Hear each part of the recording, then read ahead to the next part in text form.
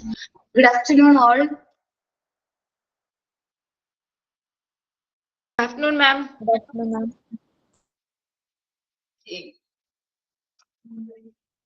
Prayer Varnota, prayer signing, thought of the day Sarnota.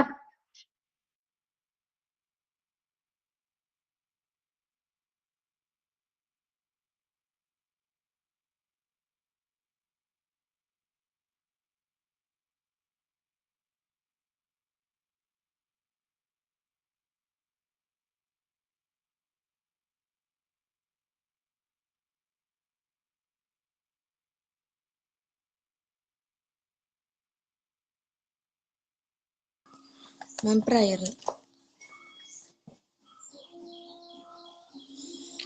ഹൃദയരാഗതന്ത്രിമീട്ടി സ്നേഹഗീതമേകിയും കർമ്മഭൂമി തളിരിടുന്ന വർണ്ണമേകിയും നമ്മിൽ വാഴുമാദിനാമം ഇന്നു വാഴ്ത്തിടാം. ഞങ്ങൾ പാടുമീ സ്വരങ്ങൾ കീർത്തനങ്ങളാകണേ, ചൂടുവയ്ക്കുമീ പദങ്ങൾ നൃത്തലോലമാകണേ.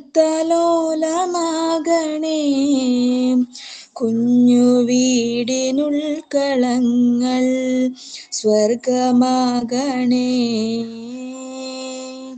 അമ്മ നൽകുമുമ്മ പോലും അമൃതമാകണേ. പൂർണ്ണമീ ചരാചരങ്ങൾ ഗുരുവരങ്ങളാകണേ. ഹൃദയരാഗതന്ത്രിമീട്ടി സ്നേഹഗീതമേകിയും കർമ്മഭൂമി തളിരിടുന്ന വർണ്ണമേകിയും നമ്മിൽ വാഴുമാദിനാമം ഇന്നു വാഴ്ത്തിടാം.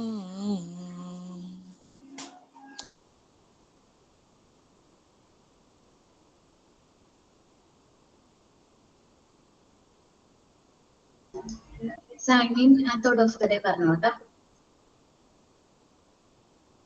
മാം സെമിനാർ അടുത്ത ക്ലാസ്സിൽ ചെയ്താൽ മതിയോ?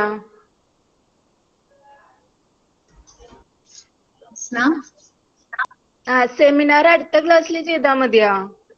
എന്താണ്? ഒരു സെമിനാർ ചെയ്യാൻ പറഞ്ഞിട്ടുണ്ടായിരുന്നു.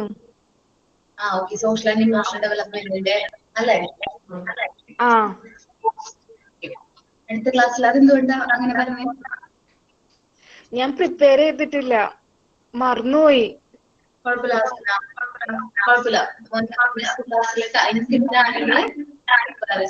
പ്രസന്റ് ചെയ്യട്ടെ, കാരണം അടുത്ത ക്ലാസ്സിൽ വിഷയ ക്ലാസ് എടുക്കാനും ചാൻസ് ഉണ്ട്. Okay ma'am. ഓക്കെ, ബാക്കി signing and thought of the day ആരും പ്രിപ്പയർഡ് അല്ലേ? സൈനിങ് ഞാൻ പറയാം മാം. ശ്രുതി പറഞ്ഞോടാ. ഇന്ത്യയിലെ മഹാനായ സന്യാസിയും ചിന്തകനും വിദ്യാഭ്യാസ ചിന്തകനുമായിരുന്ന സ്വാമി വിവേകാനന്ദന്റെ എഡ്യൂക്കേഷണൽ ഫിലോസഫിനെ കുറിച്ചിട്ടാണ് പറയുന്നത്. Swami Vivekanandan presented a philosophy of man making. വിദ്യാഭ്യാസം മനുഷ്യനെ നിർമ്മിക്കുന്നതായിരിക്കണമെന്നാണ് സ്വാമി വിവേകാനന്ദൻ വിശ്വസിച്ചത്. സ്വഭാവം രൂപപ്പെടുന്ന വിദ്യാഭ്യാസമാണ് വേണ്ടത് എന്ന് അദ്ദേഹം പറഞ്ഞു. ഒരു വിദ്യാഭ്യാസത്തിന്റെ ലക്ഷ്യം എന്തായിരിക്കണമെന്ന് അദ്ദേഹം പറയുന്നുണ്ട്. ഒരു വിദ്യാഭ്യാസം മനുഷ്യനെ ധൈര്യമുള്ളവനായിരിക്കണം, ആത്മവിശ്വാസമുള്ളവനാക്കണം, സത്യസന്ധനായിരിക്കണം, ആത്മനിയന്ത്രണമുള്ളവനാക്കണം. അത് അവനെ ഒരു നല്ല മനുഷ്യനാക്കണം. അതുപോലെ ഒരു നല്ല അധ്യാപകൻ എന്നത് മാതൃകയായിരിക്കണം. കുട്ടികളെ സ്നേഹിക്കണം, അവരുടെ കഴിവുകൾ കണ്ടെത്താൻ സഹായിക്കണം. അധ്യാപകൻ വഴികാട്ടിയാവണം, നിർബന്ധിക്കുന്നവനല്ല. Thank you. Sign in by Shruti. Thank you. Okay, 1 minute.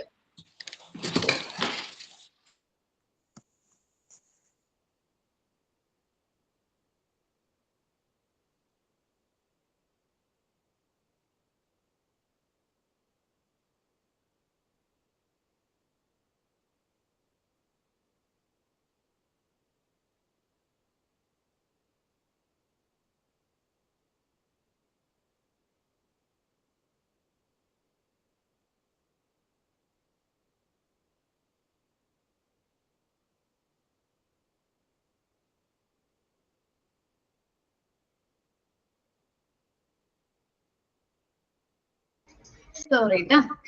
Okay, അപ്പോ ലാസ്റ്റ് ക്ലാസ്സിൽ സോഷ്യൽ ആൻഡ് ഇമോഷണൽ ഡെവലപ്മെന്റ് എന്ന് പറയുന്ന ചാപ്റ്ററിന്റെ ഭാഗമായിട്ട് നിങ്ങൾക്ക് സെമിനാർ തന്നിട്ടുണ്ടായിരുന്നു അല്ലേ?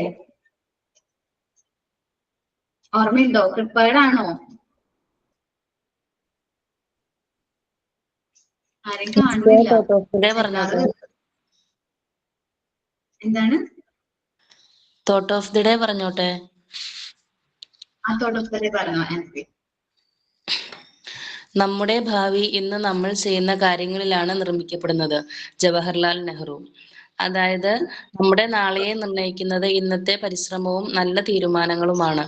ഇന്ന് ചെയ്യുന്ന നല്ല പ്രവൃത്തികൾ നല്ല ഭാവിയിലേക്ക് നയിക്കും. Thought of the day by Ansi. Okay, സെമിനാറിന് പ്രിപ്പയർഡ് ആയിരിക്കുന്ന ഒരു മെസ്സേജ് അയക്കുക, പേര് മെസ്സേജ് അയക്കുക, അതനുസരിച്ച് വിളിക്കുക കേട്ടോ. Okay,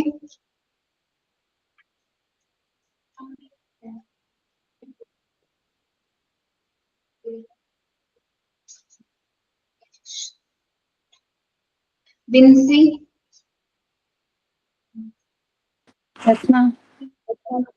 prepared ആണോടാ?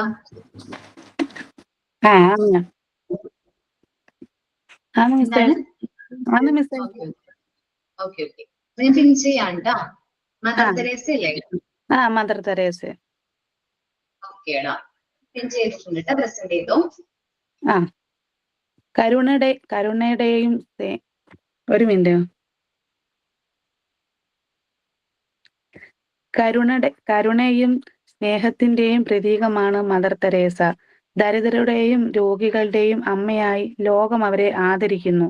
സ്നേഹവും മനുഷ്യ സേവനവും ജീവിത ലക്ഷ്യമാക്കിയ ഒരു മഹത്വത്തിന്റെ കഥയാണ് മദർ തെരേസയുടേത്.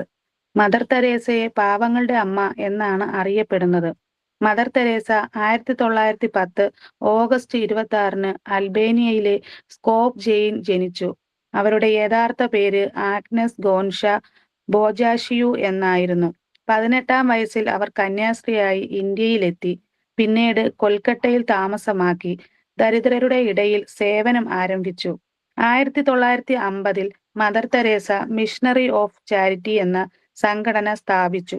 ഈ സംഘടന വഴി അനാഥർ, കുഷ്ഠരോഗികൾ, മരണം കാത്തിരിക്കുന്നവർ, തെരുവിൽ കഴിയുന്നവർ തുടങ്ങിയവർക്കായി അവർ സേവനം നടത്തി. സ്നേഹം തന്നെയാണ് ഏറ്റവും വലിയ സേവനം എന്നായിരുന്നു അവരുടെ വിശ്വാസം. മദർ തെരേസയ്ക്ക് നിരവധി പുരസ്കാരങ്ങൾ ലഭിച്ചിട്ടുണ്ട്. 1979 നോബൽ സമാധാനം പുരസ്കാരം, 1962 രാമൻ മാഗ്സസെ അവാർഡ്. ഇവ അവരുടെ സേവനങ്ങൾക്ക് ലഭിച്ച ലോകത്തിന്റെ അംഗീകാരങ്ങളാണ്. മദർ തെരേസയുടെ ജീവിതം നമ്മെ പഠിപ്പിക്കുന്നത് കരുണയും സ്നേഹവും മനുഷ്യ സേവനവും എത്രമാത്രം വിലപ്പെട്ടതാണ് എന്നതാണ്. അവരുടെ ജീവിതം ഇന്നും നമ്മെ പ്രചോദിപ്പിക്കുന്നു. നമ്മളും നമ്മുടെ ചുറ്റുപാടുമുള്ളവരെ സഹായിക്കാൻ തയ്യാറാകണം. Thank you.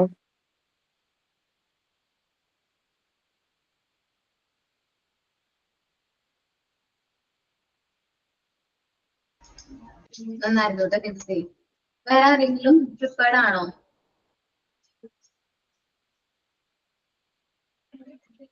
സ്റ്റാരിമോൾ.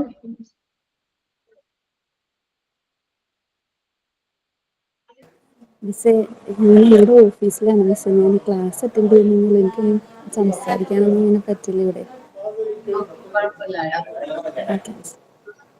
മറന്നു പോയിരുന്നോ? ശരി, ആരെങ്കിലും പ്രിപ്പയർഡ് ആണോ? വേറെ എന്തെങ്കിലും ടോപ്പിക്?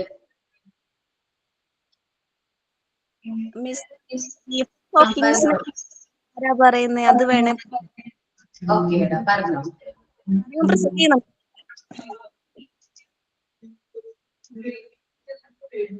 ശ്രുതി, സ്റ്റീഫൻ ഹോക്കിങ്സിനെ കുറിച്ചിട്ട് വേറെ ആരൊക്കെ പേര് കൊടുത്തിട്ടുണ്ടോ? അല്ലെങ്കിൽ ഇല്ല, സ്റ്റീഫൻ ഹോക്കിങ്സിനെ കുറിച്ച് ഞാൻ പേര് മാത്രമേ എഴുതിയിട്ടുള്ളൂ. സ്റ്റീഫൻ ഹോക്കിങ്സ് മാത്രമേ എഴുതിയിട്ടുള്ളൂ, പേര് എഴുതിയിട്ടില്ല. ആരെടുക്കുന്നത്? ഞാൻ പറഞ്ഞു. എനിക്ക് എന്തൊക്കെ നഷ്ടപ്പെട്ടു എന്നു ഞാൻ ചിന്തിക്കാറേയില്ല. എന്നിൽ എന്ത് ബാക്കിയുണ്ട് എന്നതായിരിക്കണം നിങ്ങളുടെ ചിന്ത. സ്റ്റീഫൻ ഹോക്കിങ്സിന്റെ വാക്കുകളാണിത്. 1942 ജനുവരി 8 ഇംഗ്ലണ്ടിലെ ഓക്സ്ഫോർഡിലാണ് സ്റ്റീഫൻ വില്യം ഹോക്കിങ്സ് ജനിച്ചത്. ചെറുപ്പത്തിൽ വീടിനടുത്തുള്ള സ്കൂളിൽ പ്രാഥമിക വിദ്യാഭ്യാസം ചെയ്തു. എന്നാൽ പഠിക്കാനും വായിക്കാനും എഴുതുവാനും വളരെ പിന്നോക്കമായിരുന്നു ഹോക്കിൻസ്. ആയതിനാൽ കൂട്ടുകാർ അവനെ നിരന്തരം കളിയാക്കുമായിരുന്നു. കളിയാക്കൽ അസഹനീയമായതിനാൽ സ്കൂളിൽ പോവാൻ വിസമ്മതിച്ചു. തുടർന്ന് മാതാപിതാക്കൾ അവനെ പെൺകുട്ടികൾക്കായുള്ള സെന്റ് ആൽവൻസ് ഹൈസ്കൂളിൽ ചേർത്തു. ആ കാലഘട്ടത്തിൽ ചെറിയ ക്ലാസുകളിൽ കുട്ടികളെ ഇങ്ങനെ പഠിക്കാൻ അനുവദിച്ചിരുന്നു. കഠിനാധ്വാനവും നിശ്ചയദാർഢ്യവും കൊണ്ട് സ്റ്റീഫൻ ഹോക്കിൻസ് ക്രമേണ ആ സ്കൂളിലെ മികച്ച വിദ്യാർത്ഥികളിൽ ഒരാളായി മാറി. 1959 തന്റെ 17-ാം വയസ്സിൽ പ്രസിദ്ധമായ ഓക്സ്ഫോർഡ് സർവകലാശാലയിൽ പ്രവേശനം കരസ്ഥമാക്കി. അവിടെ ഗണിതശാസ്ത്രവും ഭൗതികശാസ്ത്രവും പഠിച്ചു. എന്നാൽ തുടക്കത്തിൽ ഉണ്ടായ ഉത്സാഹം നിലനിർത്താൻ ഹോക്കിൻസിന് കഴിഞ്ഞില്ല. കുഴപ്പക്കാരനും ഉഴപ്പനും ആയ വിദ്യാർത്ഥി എന്ന പേരാണ് ഹോക്കിൻസിന് സർവകലാശാലയിൽ ഉണ്ടായിരുന്നത്. അവസാന വർഷ പരീക്ഷ കഴിഞ്ഞ് ഒരു വൈവ ഉണ്ടായിരുന്നു. അതിന് നല്ല മാർക്ക് ലഭിച്ചാൽ മാത്രമേ ഉപരിപഠനത്തിന് ചേരാൻ കഴിയുമായിരുന്നുള്ളൂ. കോളേജിൽ മോശം പ്രതിച്ഛായ ഉള്ള വിദ്യാർത്ഥിക്ക് അഭിമുഖത്തിന് നല്ല മാർക്ക് കിട്ടുക എന്നത് പ്രയാസമായിരുന്നു. അഭിമുഖത്തിന് ഇടയെ എന്താണ് ഭാവി പരിപാടി എന്ന് വൈവ സമയത്ത് എക്സാമിനർ പരിഹാസത്തോടെ ചോദിച്ചു. തന്റെ മോശം പ്രതിച്ഛായ ഒരവസരമാക്കി മാറ്റാൻ സ്റ്റീഫൻ ഹോക്കിൻസ് തീരുമാനിച്ചു. താങ്കൾ എനിക്ക് ഉയർന്ന മാർക്ക് നൽകുകയാണെങ്കിൽ ഞാൻ ഉപരിപഠനത്തിനായി കാംബ്രിഡ്ജിൽ ചേരും. അത് അല്ല എങ്കിൽ എനിക്ക് ഇവിടെ തന്നെ തുടർന്ന് പഠിക്കേണ്ടി വരുമെന്ന് പറഞ്ഞു. വീണത് വിദ്യയാക്കാനുള്ള ഹോക്കിൻസിന്റെ ബുദ്ധിയിൽ മതിപ്പ് തോന്നിയ എക്സാമിനർ ഉയർന്ന മാർക്ക് തന്നെ നൽകി. 1962 സ്റ്റീഫൻ ഹോക്കിൻസ് ലോകപ്രസിദ്ധമായ കാംബ്രിഡ്ജ് സർവകലാശാലയിൽ പ്രവേശനം നേടി. അപ്ലൈഡ് തിയററ്റിക്കൽ ഫിസിക്സിലാണ് പ്രവേശനം ലഭിച്ചത്. അവിടെ സ്റ്റീഫൻ ഹോക്കിൻസ് കോസ്മോളജിയിൽ ഗവേഷണവും നടത്തി. 1963 21-ാം വയസ്സിൽ ശരീരം മുഴുവൻ തളർന്നു പോകുന്ന മോട്ടോർ ന്യൂറോൺ ഡിസീസ് എന്ന മാരക രോഗത്തിന് അടിമയായി. ചികിത്സിച്ച ഡോക്ടർമാർ പ്രവചിച്ചത് പരമാവധി 2 വർഷത്തെ ആയുസ്സാണ്. ഈ രോഗം ബാധിച്ചവർ സാധാരണഗതിയിൽ ഈ കാലയളവിൽ മരണപ്പെടുകയാണ് പതിവ്. ഹോസ്പിറ്റലിൽ അഡ്മിറ്റ് ചെയ്ത സ്റ്റീഫൻ ഹോക്കിൻസിന്റെ ബെഡിനടുത്ത് അഡ്മിറ്റ് ചെയ്ത ഗുരുതരമായ ക്യാൻസർ രോഗം പിടിപെട്ട ഒരു ചെറിയ ആൺകുട്ടിയായിരുന്നു. ആ കുട്ടിക്ക് ആയുസ് ഏതാനും ദിവസം മാത്രമായിരുന്നു ശേഷിച്ചത്. പക്ഷെ അവൻ വളരെയേറെ പ്രസരിപ്പോടെയാണ് ഓരോ ദിവസവും തള്ളി നീക്കിയത്. ഈ കാഴ്ച സ്റ്റീഫൻ ഹോക്കിൻസിനെ വളരെയധികം പരിവർത്തനമുണ്ടാക്കി. ഈ കുട്ടിയേക്കാൾ എത്രയോ ഭേദമാണ് തന്റെ അവസ്ഥ എന്ന് അദ്ദേഹം ചിന്തിച്ചു. ജീവിച്ചിരിക്കുന്ന ഓരോ നിമിഷവും സജീവമാക്കാൻ സ്റ്റീഫൻ ഹോക്കിൻസ് തീരുമാനിച്ചു. തന്റെ ജീവിതം സമൂഹത്തിനും ശാസ്ത്രലോകത്തിനും സമർപ്പിക്കാൻ തീരുമാനിച്ചു. തന്റെ രോഗവും ആയുസ്സിന്റെ പരിധിയും സ്റ്റീഫൻ ഹോക്കിൻസ് മറന്നു. പിന്നീടുള്ള ഓരോ നിമിഷവും തന്റെ ഗവേഷണങ്ങളിൽ മുഴുകി. 1965 ജെയിംസ് വൈൽഡ് എന്ന സഹപ്രവർത്തിയെ വിവാഹവും കഴിച്ചു. ഇടയ്ക്കിടെ രോഗം വളരെ മൂർച്ഛിച്ചു. വീൽചെയറിലായിരുന്നു അദ്ദേഹത്തിന്റെ യാത്ര. തന്റെ ആരോഗ്യസ്ഥിതിയെ മറന്ന് കഠിനമായി സ്റ്റീഫൻ ഹോക്കിൻസ് ജോലി ചെയ്തു. ഇൻസ്റ്റിറ്റ്യൂട്ട് ഓഫ് ആസ്ട്രോണമി ഗവേഷകനായിട്ടാണ് അദ്ദേഹം ആ കാലത്ത് ജോലി ചെയ്തത്. 1972 കാലഘട്ടത്തിൽ സ്റ്റീഫൻ ഹോക്കിൻസിന്റെ സംസാരശേഷി 90% നഷ്ടപ്പെട്ടു. കമ്പ്യൂട്ടറൈസ്ഡ് വോയിസിന്റെ സഹായത്തോടെയാണ് പിന്നീട് അദ്ദേഹം സംസാരിച്ചത്. അദ്ദേഹത്തിന്റെ ഓരോ വാക്കും ലോകം ശ്രദ്ധയോടെ കേട്ടു. സ്റ്റീഫൻ ഹോക്കിൻസിന്റെ ലേഖനങ്ങളും ഗ്രന്ഥങ്ങളും കണ്ടെത്തലുകളും ശാസ്ത്രലോകത്ത് വലിയ കോളിളക്കങ്ങൾ ഉണ്ടാക്കി. സ്റ്റീഫൻ ഹോക്കിൻസ് രചിച്ച A brief history of time എന്ന പുസ്തകം കോടിക്കണക്കിന് കോപ്പികൾ വിറ്റഴിഞ്ഞു. ലോകത്തിന് ഒരു തുടക്കവും ഒടുക്കവും ഉണ്ട് എന്ന് സ്റ്റീഫൻ ഹോക്കിൻസ് സമർത്ഥിച്ചു. ഒരു മഹാവിസ്ഫോടനം അല്ലെങ്കിൽ ബിഗ് ബാങ്ങിലൂടെയാണ് പ്രപഞ്ചത്തിന്റെ തുടക്കം. ബിഗ് ബാങ്ങിന് മുമ്പ് എന്തായിരുന്നു എന്ന് വിശദീകരിക്കാൻ സ്റ്റീഫൻ ഹോക്കിൻസിന് കഴിഞ്ഞിട്ടില്ല. ബിഗ് ബാങ്ങിന് ശേഷം പ്രപഞ്ചം ക്രമേണ വികസിക്കുകയായിരുന്നു. പ്രപഞ്ചത്തിന്റെ വികാസ പരിണാമങ്ങൾ സ്റ്റീഫൻ ഹോക്കിൻസ് വിശദീകരിക്കുന്നത് വെറും ഊഹങ്ങളുടെ അടിസ്ഥാനത്തിലായിരുന്നില്ല. A brief history of time എന്ന സ്റ്റീഫൻ ഹോക്കിൻസ് അനേകം ശാസ്ത്രജ്ഞന്മാരുടെ കണ്ടുപിടുത്തങ്ങൾ വിശദീകരിക്കുന്നുണ്ട്. അരിസ്റ്റോട്ടിൽ, ന്യൂട്ടൺ, ഐൻസ്റ്റീൻ തുടങ്ങിയ അനേകം ശാസ്ത്രജ്ഞന്മാരുടെ കണ്ടെത്തലുകളിലെ സാമ്യവും വ്യത്യാസവും വിശകലനം ചെയ്യുന്നു ആ പുസ്തകത്തിൽ. പൊതുജനങ്ങൾക്ക് ശാസ്ത്രം എളുപ്പത്തിൽ മനസ്സിലാക്കി കൊടുക്കാൻ സ്റ്റീഫൻ ഹോക്കിൻസിന് ആ പുസ്തകത്തിലൂടെ സാധിച്ചു. കൂടാതെ ബ്ലാക്ക് ഹോളിനെ സംബന്ധിച്ച ഗവേഷണങ്ങളും നടത്തി. മനുഷ്യരാശിക്ക് വലിയ മുന്നറിയിപ്പും അദ്ദേഹം നൽകിയിട്ടുണ്ട്. ആർട്ടിഫിഷ്യൽ ഇന്റലിജൻസ് സൃഷ്ടിക്കുന്ന മനുഷ്യന് അവസാനം കമ്പ്യൂട്ടറുകളെ നിയന്ത്രിക്കാനാകാത്ത സ്ഥിതി വരുമെന്നും പ്രവചിക്കുന്നു.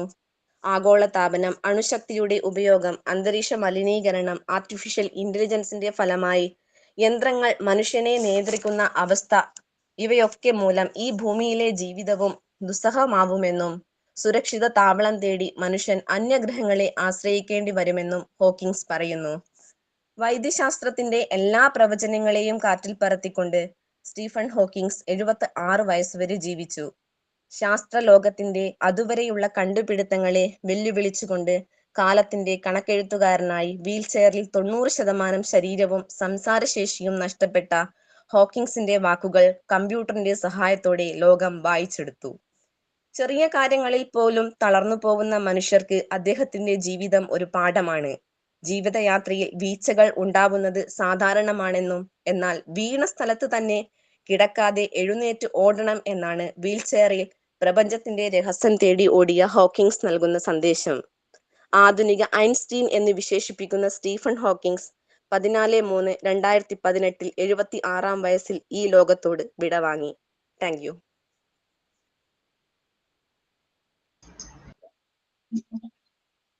നന്നായിട്ട് പ്രസന്റ് ചെയ്തു. നല്ലൊരു ഇൻസ്പയർഡ് ആയിട്ടുള്ള ഒരു പേഴ്സൺ ആണ് സ്റ്റീഫൻ ഹോക്കിൻസ്. നമ്മുടെ കുട്ടികൾക്ക് പറഞ്ഞു കൊടുക്കാൻ പറ്റുന്ന ഒരു നല്ലൊരു സ്റ്റോറി അദ്ദേഹത്തിന്റെയാണ്. ഓക്കെ, നെക്സ്റ്റ് ആരാണ് സെമിനാർ എടുക്കുന്നത്? മിസ് ഞാൻ പറയാം. Topic APJ Abdul Kalam. Okay, തൊണ്ടവേദനയാണ്, സൗണ്ട് ഭയങ്കര പ്രശ്നമാണ്. പറ്റിയില്ലെങ്കിൽ നമുക്ക് നെക്സ്റ്റ് ക്ലാസ്സിലേക്ക് നോക്കാം. കുഴപ്പമില്ല മിസ്. സ്വപ്നത്തിന്റെ ചിറകിലേറി സഞ്ചരിക്കാൻ കുട്ടികൾക്ക് പ്രചോദനം നൽകിയ മഹാത്മാവായിരുന്നു APJ അബ്ദുൽ കലാം. ഇന്ത്യയുടെ മിസൈൽമാൻ എന്നറിയപ്പെടുന്ന അദ്ദേഹത്തിന് കുട്ടികളോട് മാത്രമല്ല മുതിർന്നവരോടും ഹൃദയത്തിൽ അതീതമായ സ്നേഹം തന്നെ ഉണ്ടായിരുന്നു. അദ്ദേഹത്തിന്റെ പ്രഭാഷണങ്ങളും ഗ്രന്ഥങ്ങളും ചിന്തകളും കഷ്ടപ്പാടുകളും എല്ലാവരെയും പ്രചോദിപ്പിച്ചു. ജീവിതത്തിൽ ഉയർന്ന സ്ഥാനങ്ങളിൽ എത്തിയപ്പോൾ അദ്ദേഹം വിനയം മുഖ്യ മുദ്രയാക്കി. ശാസ്ത്ര സാങ്കേതിക രംഗത്ത് അദ്ദേഹം നൽകിയ സംഭാവനകൾ വളരെയേറെ കഴിഞ്ഞാലും ആരും വിസ്മരിക്കുകയില്ല. 1931 ഒക്ടോബർ 15 തമിഴ്നാട്ടിലെ രാമേശ്വരത്ത് ഒരു സാധാരണ കുടുംബത്തിൽ സൈനുൽ ആബിദിന്റെയും ആയിഷ ഉമ്മയുടെയും മകനായി ആവുൽ ഫക്കീർ സൈനുൽ ആബിദിൻ അബ്ദുൽ കലാം ജനിച്ചു. കഠിനാധ്വാനത്തിലൂടെയും അറിവിനോടുള്ള അടങ്ങാത്ത ആഗ്രഹത്തിലൂടെയുമാണ് അദ്ദേഹം വളർന്നു വന്നത്. പത്രം വിറ്റും കഷ്ടപ്പെട്ടുമാണ് അദ്ദേഹം പഠിച്ചു വളർന്ന്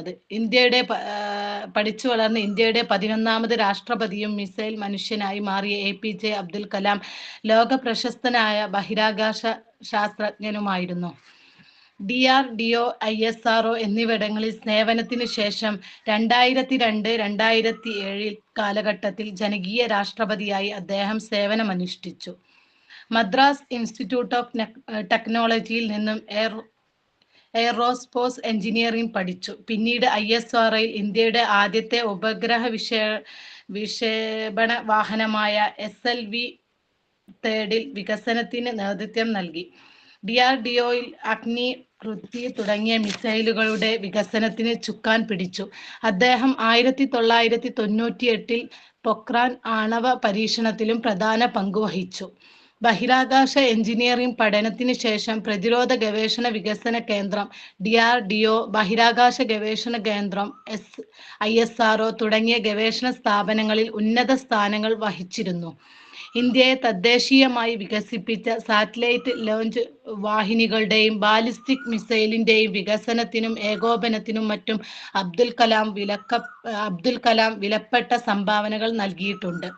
മിസൈൽ സാങ്കേതിക വിദ്യയിൽ അദ്ദേഹത്തിന്റെ സംഭാവനകൾ കണക്കിലെടുത്ത് ഇന്ത്യയുടെ മിസൈൽ മാൻ എന്നാണ് കലാമിനെ വിശേഷിപ്പിക്കാറുള്ളത്. 2002 മുതൽ 2007 വരെ ഇന്ത്യയുടെ 11ാമത് രാഷ്ട്രപതിയായി തിരഞ്ഞെടുക്കപ്പെട്ടു. ജനങ്ങളുടെ രാഷ്ട്രപതി എന്നാണ് ജനങ്ങളുടെ രാഷ്ട്രപതി എന്നാണ് അദ്ദേഹം അറിയപ്പെടുന്നത്. ഉറങ്ങുമ്പോൾ കാണുന്നതല്ല സ്വപ്നം, ഉറങ്ങാൻ അനുവദിക്കാത്തതാണ് സ്വപ്നം എന്നാണ് അബ്ദുൽ കലാം സാഹിബിന്റെ വാക്കുകൾ ഇന്നും വലിയ പ്രചോദനമാണ്. രാഷ്ട്രപതി പദവിയിലെത്തിയ ലോകത്തെ ആദ്യത്തെ ശാസ്ത്രജ്ഞൻ കൂടിയാണ് കലാം. അദ്ദേഹത്തിന്റെ ആത്മകഥയായ അഗ്നിച്ചിറകുകൾ ലക്ഷക്കണക്കിന് ആളുകളെ വഴികാട്ടിയായി. രാജ്യത്തിന്റെ വിവിധ ഭാഗങ്ങളിൽ എത്തി വിദ്യാലയങ്ങളിൽ സന്ദർശിച്ച് അവിടുത്തെ വിദ്യാർത്ഥിനികളുമായി സംവാദിക്കുക എന്നത് കലാം ഏറെ ഇഷ്ടപ്പെട്ടിരുന്നു. രാഷ്ട്രത്തിന്റെ ഭാവിയെക്കുറിച്ച് വ്യക്തമായ കാഴ്ചപ്പാടുണ്ടായിരുന്നു. അദ്ദേഹം 2020 ഇന്ത്യയെ ഒരു വികസിത രാഷ്ട്രമാക്കി മാറ്റാനുള്ള മാർഗങ്ങളും സന്ദേശങ്ങളും തന്റെ പുസ്തകങ്ങളിലൂടെ അവതരിപ്പിച്ചു. ലോകമെമ്പാടുമുള്ള കോടിക്കണക്കിന് ജനങ്ങളെ പ്രചോദിപ്പിച്ച, ഇന്ത്യയെ സ്വപ്നം കാണാൻ പഠിപ്പിച്ച സമാനതകളില്ലാത്ത വ്യക്തിത്വത്തിനുടമയായിരുന്നു APJ അബ്ദുൽ കലാം. രാഷ്ട്രത്തിന് നൽകിയ സമഗ്ര സംഭാവനകൾ മാനിച്ച് അദ്ദേഹത്തിന് രാഷ്ട്രം പത്മഭൂഷൺ, പത്മവിഭൂഷൺ, ഭാരതരത്ന, ആര്യഭട്ട എന്നീ അവാർഡുകൾ നൽകി ആദരിച്ചു. അഗ്നിച്ചിറകുകൾ എന്നത് അദ്ദേഹത്തിന്റെ ഒരു ആത്മകഥയാണ്. മഹത്തായ ലക്ഷ്യം, അറിവ് സമ്പാദിക്കൽ, കഠിനാധ്വാനം, സ്ഥിരോത്സാഹം എന്നീ 4 കാര്യങ്ങൾ പാലിച്ചാൽ എന്തും നേടാനാകും എന്ന് അദ്ദേഹത്തിന്റെ ഒരു മുദ്രാവാക്യമാണ്. ഇത്രയും പറഞ്ഞ് ഞാൻ എൻ്റെ കൊച്ചു വാക്കുകൾ നിർത്തുന്നു. നന്ദി.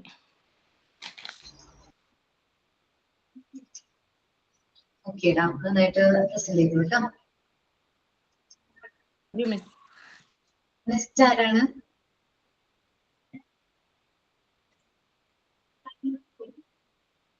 അൻമോൾ അല്ലെങ്കിൽ ടോപ്പിക്കാം. ഞാൻ ഡോക്ടർ അബ്ദുൽ കലാം തന്നെയാണ്. ഒരാളും കൂടെ കഴിഞ്ഞിട്ട് പറയാന്ന് പറഞ്ഞിരിക്കുന്നു. കുഴപ്പമില്ല. അടുത്ത ആള്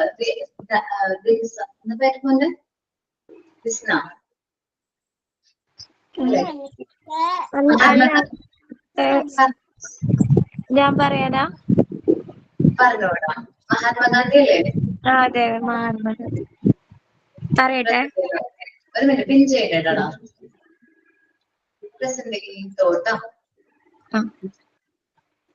സത്യം, അഹിംസ എന്നീ ആശയങ്ങളിലൂടെ ഇന്ത്യൻ സ്വാതന്ത്ര്യ സമരത്തിന് നേതൃത്വം നൽകിയ രാഷ്ട്രപിതാവാണ് ബാപ്പുജി എന്നറിയപ്പെടുന്ന അദ്ദേഹം. നിസ്സഹകരണ പ്രസ്ഥാനം, ദണ്ഡി യാത്ര, ക്വിറ്റ് ഇന്ത്യ സമരം എന്നിവയിലൂടെ ബ്രിട്ടീഷ് ഭരണത്തെ അക്രമരഹിതമായി നേരിട്ടു. സത്യാഗ്രഹത്തിലൂടെ സാമൂഹിക മാറ്റം വിഭാവനം ചെയ്ത ഗാന്ധിജി ഖാദി പ്രചാരണത്തിലൂടെ സ്വയം പര്യാപ്തതയും ഹിന്ദു മുസ്ലിം ഐക്യവും ലക്ഷ്യമാക്കി. അദ്ദേഹം ജനിച്ചത് 1869 ഒക്ടോബർ 2 ഗുജറാത്തിലെ പോർബന്ദറിലാണ്. ലണ്ടനിൽ നിന്ന് അഭിഭാഷകനായി വിദ്യ അഭ്യസിച്ചു. ദക്ഷിണാഫ്രിക്കയിലെ അനുഭവങ്ങൾ ആണ് അദ്ദേഹത്തെ അക്രമരഹിത സമരമുറയായ സത്യാഗ്രഹത്തിലേക്ക് നയിച്ചത്. ദണ്ഡി യാത്രയിലൂടെ ഉപ്പു സത്യാഗ്രഹത്തിലെ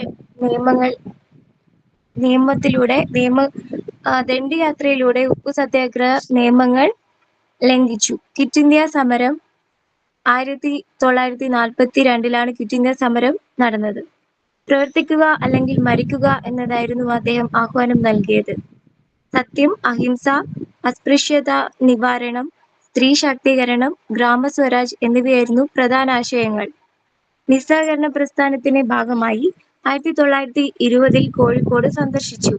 വൈക്കം സത്യാഗ്രഹത്തോടനുബന്ധിച്ച് കേരളത്തിലും എത്തി.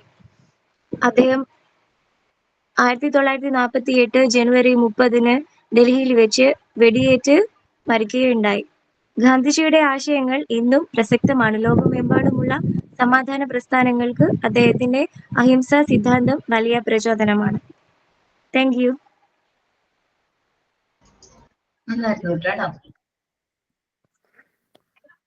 മിസ്സേ, ഞാൻ പറയാമേ? Good afternoon everyone. ഞാൻ ഇന്നിവിടെ പറയാൻ പോകുന്നത് നമ്മുടെ ഏവരുടെയും പ്രചോദകമായ ഡോക്ടർ APJ അബ്ദുൽ കലാമിനെ കുറിച്ചാണ്. ഡോക്ടർ APJ അബ്ദുൽ കലാം ഇന്ത്യയുടെ ചരിത്രത്തിൽ അതീവ പ്രധാനപ്പെട്ട സ്ഥാനമുള്ള ഒരു മഹാനായ ശാസ്ത്രജ്ഞനും ദർശനപരമായ നേതാവും മുൻ രാഷ്ട്രപതിയുമായിരുന്നു. ശാസ്ത്രരംഗത്തും വിദ്യാഭ്യാസ രംഗത്തും രാജ്യത്തിന് നൽകിയ അമൂല്യമായ സംഭാവനകളിലൂടെ അദ്ദേഹം കോടിക്കോടി ഇന്ത്യൻ ജനങ്ങൾക്ക് പ്രചോദനമായി. ഡോക്ടർ അബുൽ പക്കീർ ജൈനുലാബ്ദീൻ അബ്ദുൽ കലാം 1931 ഒക്ടോബർ 15 തമിഴ്നാട്ടിലെ രാമേശ്വരം എന്ന ചെറിയ തീരദേശ പട്ടണത്തിലാണ് ജനിച്ചത്. വളരെ ലളിതമായ സാമ്പത്തിക പശ്ചാത്തലമുള്ള കുടുംബമായിരുന്നു അദ്ദേഹത്തിൻ്റെത്. ബാല്യകാലത്ത് പത്രവിതരണം നടത്തി കുടുംബത്തെ സഹായിച്ചിരുന്ന അദ്ദേഹം ചെറുപ്പം മുതൽ തന്നെ കഠിനാധ്വാനത്തിന്റെയും ആത്മവിശ്വാസത്തിന്റെയും വില മനസ്സിലാക്കിയിരുന്നു. വിദ്യാഭ്യാസത്തോട് അദ്ദേഹത്തിന് വലിയ താല്പര്യമുണ്ടായിരുന്നു. മദ്രാസ് ഇൻസ്റ്റിറ്റ്യൂട്ട് ഓഫ് ടെക്നോളജിയിൽ നിന്ന് എയ്റോസ്പേസ് എഞ്ചിനീയറിംഗിൽ ബിരുദം നേടിയ അദ്ദേഹം ശാസ്ത്രലോകത്തേക്ക് കടന്നു. തുടർന്ന് ISROയിലും DRDOയിലും പ്രവർത്തിച്ച് ഇന്ത്യയുടെ ഉപഗ്രഹ വിക്ഷേപണ പദ്ധതികളിലും മിസൈൽ വികസന പരിപാടികളിലും നിർണായക പങ്കുവഹിച്ചു. പ്രത്യേകിച്ച് അഗ്നി, പൃഥ്വി പോലുള്ള മിസൈലുകളുടെ വികസനത്തിൽ അദ്ദേഹം നൽകിയ നേതൃത്വം ഇന്ത്യയെ സൈനികമായി ശക്തമായ രാജ്യമാക്കി മാറ്റി. ഇതുകൊണ്ടാണ് അദ്ദേഹത്തിന് ഇന്ത്യയുടെ മിസൈൽ മാൻ എന്ന പേര് ലഭിച്ചത്. ശാസ്ത്രജ്ഞനായിരിക്കുമ്പോഴും ഒരു മികച്ച അധ്യാപകനും എഴുത്തുകാരനുമായിരുന്നു ഡോക്ടർ കലാം. യുവജനങ്ങളെയും വിദ്യാർത്ഥികളെയും ലക്ഷ്യമാക്കി നിരവധി പുസ്തകങ്ങൾ അദ്ദേഹം രചിച്ചിട്ടുണ്ട്. Wings of fire, Ignited minds തുടങ്ങിയ പുസ്തകങ്ങൾ ഇന്നും യുവതലമുറയ്ക്ക് പ്രചോദനമാണ്. അദ്ദേഹം എപ്പോഴും പറഞ്ഞിരുന്നത് ഇന്ത്യയുടെ ഭാവി യുവജനങ്ങളുടെ സ്വപ്നങ്ങളിലാണ് എന്നായിരുന്നു. ഡോക്ടർ കലാം 2002 മുതൽ 2007 വരെ ഇന്ത്യയുടെ 11ാമത്തെ രാഷ്ട്രപതിയായി സേവനമനുഷ്ഠിച്ചു.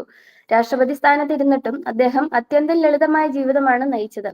രാഷ്ട്രീയത്തെക്കാൾ കൂടുതലായി വിദ്യാഭ്യാസത്തിനും ശാസ്ത്രത്തിനും യുവജന വികസനത്തിനുമാണ് അദ്ദേഹം മുൻഗണന നൽകിയിരുന്നത്. അതുകൊണ്ടാണ് അദ്ദേഹം ജനങ്ങളുടെ രാഷ്ട്രപതി എന്ന പേരിലും അറിയപ്പെട്ടത്. അദ്ദേഹത്തിന്റെ ജീവിതം മുഴുവൻ പ്രചോദനത്തിന്റെ ഉദാഹരണമായിരുന്നു. അദ്ദേഹത്തിന്റെ പ്രശസ്തമായ വാക്കുകൾ: സ്വപ്നം കാണുക, സ്വപ്നങ്ങളാണ് ചിന്തകളായി മാറുന്നത്, ചിന്തകളാണ് പ്രവൃത്തികളാകുന്നത്. ഈ വാക്കുകൾ യുവജനങ്ങളെ വലിയ ലക്ഷ്യങ്ങൾക്കായി പ്രവർത്തിക്കാൻ പ്രേരിപ്പിക്കുന്നു.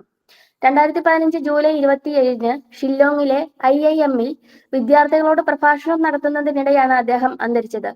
ജീവിതത്തിന്റെ അവസാന നിമിഷം വരെ വിദ്യാഭ്യാസത്തിനായി, വിദ്യാർത്ഥികൾക്കായി അദ്ദേഹം ജീവിതം മാറ്റിവെച്ചു എന്നതാണ് അദ്ദേഹത്തിന്റെ മഹത്വം. ഡോക്ടർ APJ അബ്ദുൽ കലാം ഒരു ശാസ്ത്രജ്ഞൻ മാത്രമല്ല, അദ്ദേഹം ഒരു സ്വപ്നദർശി, അധ്യാപകൻ, പ്രചോദനത്തിന്റെ പ്രതീകം തുടങ്ങിയവയായിരുന്നു. അദ്ദേഹത്തിന്റെ ജീവിതവും ആശയങ്ങളും എന്നും ഇന്ത്യൻ യുവതലമുറയ്ക്ക് വഴികാട്ടിയായി നിലകൊള്ളും. നന്ദി, നമസ്കാരം.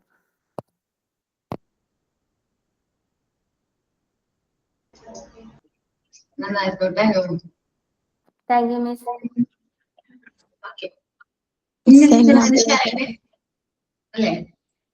അതെ മിസ്, മോൾ സ്കൂളിൽ ഡാൻസ് ഉണ്ട്, അപ്പൊ അത് കഴിഞ്ഞിട്ട് പോകാലോ വെച്ചിട്ടാ. Doctor Bhimarao Ambedkar. Good afternoon all. ഞാൻ ഇവിടെ പറയാൻ പോകുന്നത് ഡോക്ടർ ഭീമാറാവു അംബേദ്കറെ കുറിച്ചാണ്. ഇന്ത്യൻ ഭരണഘടനയുടെ മുഖ്യ ശില്പിയാണ് ഡോക്ടർ ഭീമാറാവു അംബേദ്കർ. അദ്ദേഹം ഒരു നവോത്ഥാന നായകനും നിയമജ്ഞനും പണ്ഡിതനും രാഷ്ട്രീയ നേതാവുമായിരുന്നു. മധ്യപ്രദേശിലെ മഹോ ഗ്രാമത്തിൽ റാംജി മലോജി സക്പാൽ അംബേദ്കറുടെയും ഭീമാബായിയുടെയും മകനായി 1891 ഏപ്രിൽ 14 ജനിച്ചു. മഹർ സമുദായക്കാരനായ അദ്ദേഹം 1900 മെട്രിക്കുലേഷൻ പാസ്സായി. 17-ാം വയസ്സിൽ വിവാഹിതനായി. രമാബായിയാണ് ഭാര്യ. 1912 ബോംബെ യൂണിവേഴ്സിറ്റിയിൽ നിന്നും BA വിജയിച്ചു. 1913 അദ്ദേഹം ഉന്നത വിദ്യാഭ്യാസത്തിനായി ന്യൂയോർക്കിലെത്തി. 1915 കൊളംബിയ സർവകലാശാലയിൽ നിന്നും ബിരുദാനന്തര ബിരുദവും പിന്നീട് ഗവേഷണ ബിരുദവും നേടി. ഇന്ത്യയിൽ തിരിച്ചെത്തിയ ഉടൻ ബറോഡ രാജാവിന്റെ മിലിറ്ററി സെക്രട്ടറി ആയി. 1926 അദ്ദേഹം ബോംബെ ലെജിസ്ലേറ്റീവ് അസംബ്ലിയിലേക്ക് നാമനിർദ്ദേശം ചെയ്യപ്പെട്ടു. 1936 അംബേദ്കർ ഇൻഡിപെൻഡന്റ് ലേബർ പാർട്ടി എന്ന പുതിയ പാർട്ടി സ്ഥാപിച്ചു. 1947 അദ്ദേഹം ഭാരതത്തിന്റെ ആദ്യത്തെ നിയമമന്ത്രിയായി. കൂടാതെ ഭരണഘടനാ കമ്മിറ്റിയുടെ ചെയർമാനുമായി. 1952 രാജ്യസഭയിലേക്ക് തിരഞ്ഞെടുക്കപ്പെട്ടു. 1905 അദ്ദേഹം ബുദ്ധമതം സ്വീകരിച്ചു. മൂക നായക്, ബഹിഷ്കൃത ഭാരത് എന്നിവ അദ്ദേഹം മറാഠി ഭാഷയിൽ പുതിയ പ്രസിദ്ധീകരണങ്ങളാണ്. 1956 ഡിസംബർ 6 ഡോക്ടർ അംബേദ്കർ തന്റെ 65-ാമത്തെ വയസ്സിൽ അന്തരിച്ചു. അദ്ദേഹത്തിന്റെ അന്ത്യവിശ്രമ സ്ഥലം മുംബൈയിലെ ചൈത്യഭൂമി എന്നറിയപ്പെടുന്നു. 1990 ഇന്ത്യയുടെ പരമോന്നത ബഹുമതിയായ ഭാരതരത്നം മരണാനന്തര ബഹുമതിയായി സമ്മാനിച്ചു. അയിത്തത്തിന്റെ പേരിൽ ബാല്യത്തിൽ തന്നെ ഒട്ടേറെ പീഡനങ്ങൾ ഏൽക്കേണ്ടി വന്നിട്ടുണ്ട്. 1931 ലണ്ടനിൽ നടന്ന 1-ാം വട്ടമേശ സമ്മേളനത്തിൽ പങ്കെടുത്തു. ഭരണഘടന അംബേദ്കർ തൊഴിൽ നിയമ വകുപ്പ് മന്ത്രിയായി സേവനമനുഷ്ഠിച്ചിട്ടുണ്ട്. ദലിതുകാരുടെ മിശിഹ എന്നാണ് അദ്ദേഹത്തെ വിളിക്കുന്നത്. അദ്ദേഹത്തെ ഒരു സ്വഭാവം എന്ന് പറഞ്ഞാല് നേരെ വാ നേരെ പോ എന്ന സ്വഭാവമുള്ള ഒരാളാണ്. അദ്ദേഹം ചോദിക്കേണ്ട കാര്യങ്ങൾ ആരോട് പോലും ചോദിച്ചിരിക്കും, ഗാന്ധിജിയോട് പോലും. ഇനി അദ്ദേഹത്തിന്റെ ചെറുപ്പത്തിലെ ഒരു കഥ പോലെ പറഞ്ഞാലാണ്.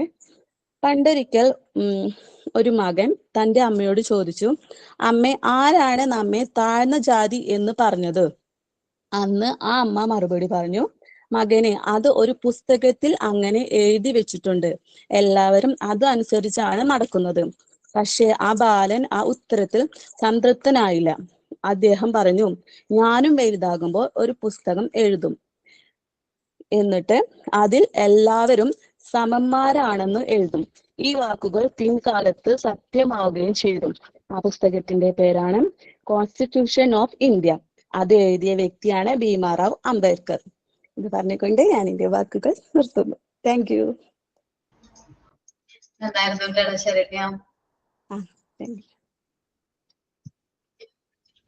വേറെ ആരെങ്കിലും സെമിനാർ എടുക്കാറുണ്ടോ?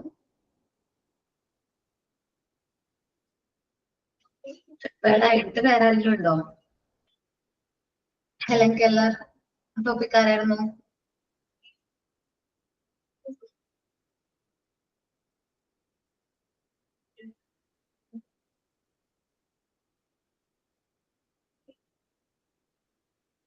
വേറെ ആരെങ്കിലാലോ? ഓക്കെ, ടെൻഷനൊന്നും ആവണ്ട, ഞാൻ ചോദിച്ചെന്നുള്ളൂ. ആരും മിസ് ആവാതിരിക്കാൻ വേണ്ടി പ്രിപ്പയർഡ് ആയിട്ട് ആരെങ്കിലും ഉണ്ടെങ്കിൽ അത് മിസ് ആവാനല്ലോ ജസ്റ്റ് ചോദിച്ചേട്ടോ. ദെൻ നമ്മള് ഇപ്പോ നിങ്ങൾക്ക് എക്സാം ഡേറ്റ് വന്നു, ടേം 1 എക്സാം ഡേറ്റ് വന്നോ? വന്നില്ല മിസ്സേ.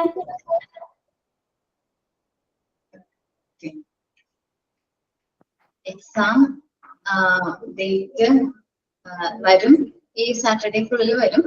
ഡേറ്റ് ഞാൻ വേണമെങ്കിൽ പറയാം, 7th ഫെബ്രുവരി ആണ്.